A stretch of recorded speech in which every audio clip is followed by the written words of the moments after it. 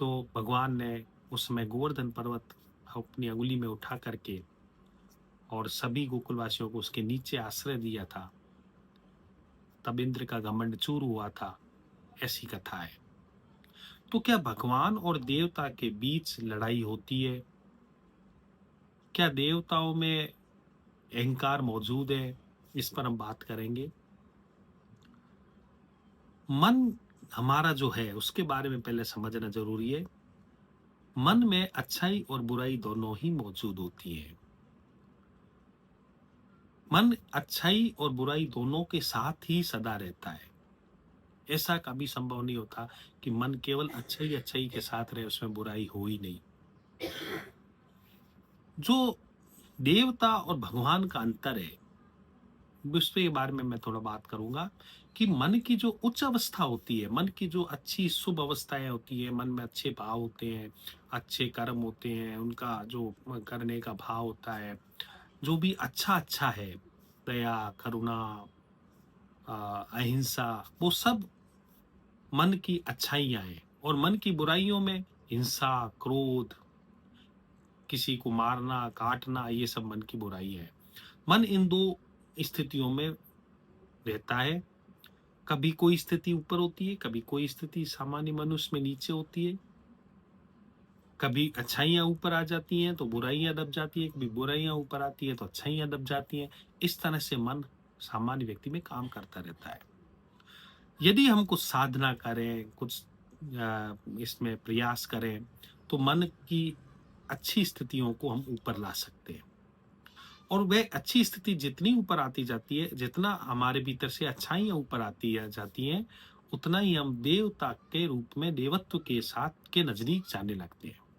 और हमारी चेतना एक तरह से देवत्व के एकदम करीब आने लगती है।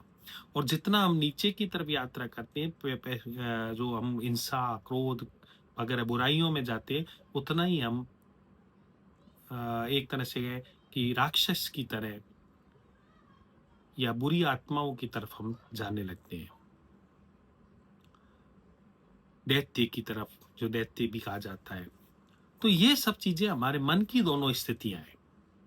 तो जो लोग बहुत अच्छा कर्म करते हैं, अच्छा कार्य करते हैं, बहुत अच्छे भाव रखते हैं, वो लोग मृत्यु के बाद बहुत अच्छी स्थिति में होने पर देवता की स्थिति में जाते हैं। उनकी चेतना देवत्व को उपलब्ध होती है, वो देवता बन जाते हैं, ऐसा कहा जाता है। और जो पैशाचिक प्रवृत्ति होती है, जो क्या है कि राक्षसी प्रवृत्ति होती है, वो दैत्य की तरफ जाते हैं। वो मृत्यु के बाद दैत्य अवस्था को प्राप्त होते हैं। तो कुल मिलाकर कहने का मतलब है कि ये जो देवता और दैत्य हैं, ये हमारी मन की स्थितियां ही है, मन से पार की घटना नहीं है, मन के अंतर्गत घटने वाली घटना है। मन के अंतर्गत, मन के भीतर ही आने की वाली घटना है।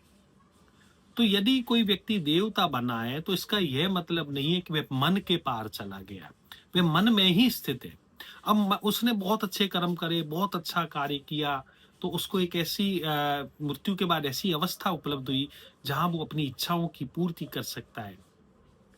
क्योंकि उसके जो पीछे का जीवन है, वह इतना अच्छा रहा कि वह चेतना उच्च स्थिति में प्राप्त हुई, एक तरह से मन की ऊंची अवस्था में गई, और ऊंची अवस्था में होने के कारण उसको जो मन का आनंद था वो मिलने लगा। तो मन के आनंद में, मन में जो जो उसके भीतर की इच्छाएं थी, उसकी पूर्ति वह अशरीरी अवस्था में भी कर सकता है। ऐसी एक स्थिति आती है। और इसी तरह यदि आप बहुत हिंसा से, क्रोध से जीवन को निकालते हैं, बहुत ज्यादा आपके भीतर वासना है, बहुत नीचे की तरफ गति है आपके मन की, तो दैत्य अवस्था प्राप्त होती है, जहां क्या है कि दुख ही दुख है। तो मन की दो अवस्थाएं, एक तरफ सुख की अवस्था, एक तरफ दुख की अवस्था। तो जो देवता लोग हैं, वो मृत्यु के बाद मन की सुख की अवस्था में रहते हैं। उन्हें वहां शरीर की आवश्यकता नहीं होती है अपनी इच्छाओं को पूरी करने के लिए। अशरीरी अवस्था में भी वे अपनी इच्छाओं को पूरी कर सकते हैं। और जो दैत्य हैं, वो नीचे की अवस्था में जीते हैं। उनको पीड़ाएं, कष्ट वगैरह भोगनी पड़ती है। लेकिन है दोनों मन की अवस्था है। परमात्मा है जो मन के पार है, जिसको आनंद कहा गया है, सच्चित आनंद कहा गया है। वह अवस्था है जो मन के दायरे में नहीं आती है, क्योंकि मन में अगर अच्छाई होगी तो कहीं ना कहीं बुराई भी मौजूद होगी। ऊपरी तौर पर अच्छाई, नीचे भीतर जाते हैं तो गहराई में बुराई मिलेगी, क्योंकि मन हमेशा दोनों अवस्थाओं को साथ लिए जीता है।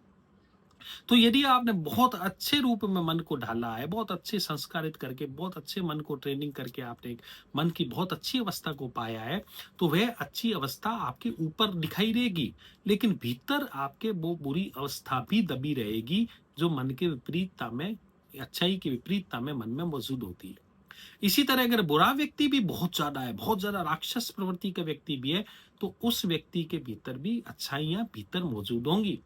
अगर वो ऊपर से बुराइयों को निकाल दे तो भीतर से अच्छाई प्रकट होने लगेगी, और जो अच्छा व्यक्ति है अगर ऊपर से अच्छाइयों को निकाल दे तो भीतर बुराई प्रकट होने लगेगी।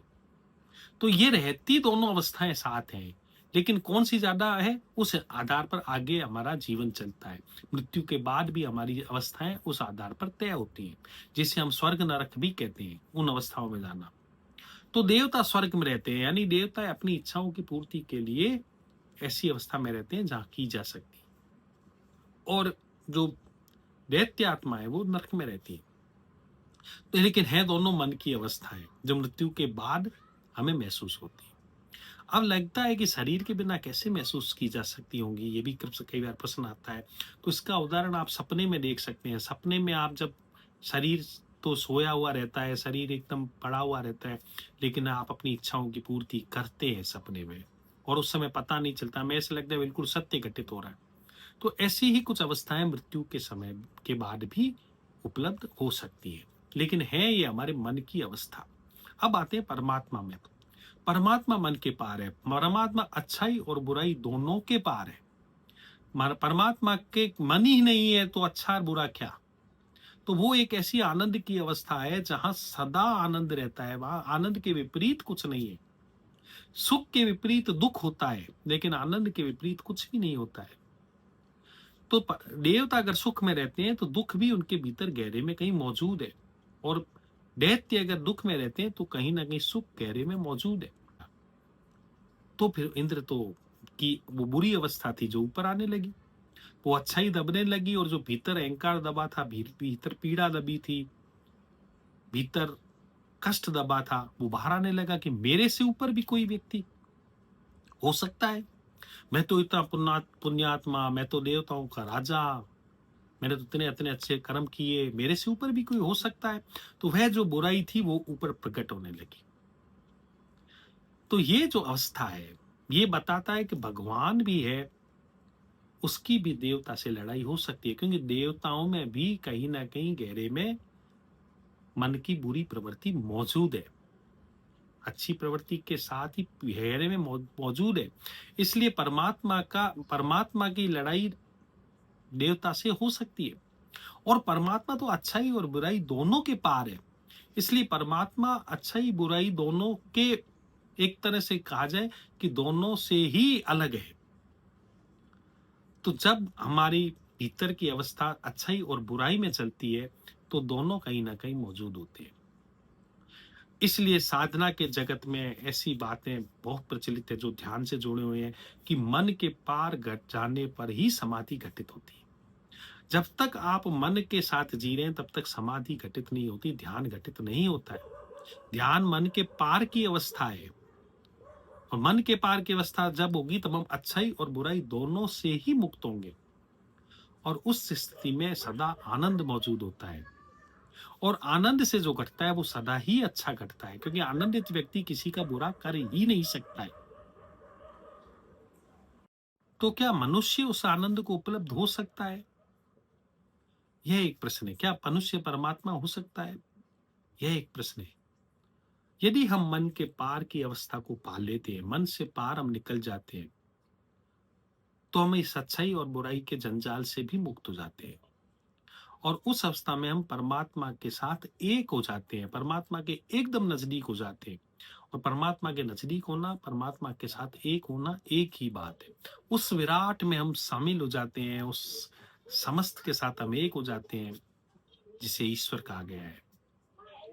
तो वह अवस्था मौजूद है। तो ये जो गोवर्धन पूजा का एक तरह से कथा है, बड़ी प्रीतिकर है कि एक तो अच्छाई के विपरीत भी परमात्मा हो सकता है। अच्छाई का मतलब ये नहीं है कि आप परमात्मा के नज़दीक हो गए। परमात्मा के नज़दीक तो आप तब होंगे जब आप मन के पार होंगे, मन के पार जाएँगे, अच्छाई-बुराई दोनों के पार जाएँगे और वह अवस्था ध्यान से पाई जा सकती है।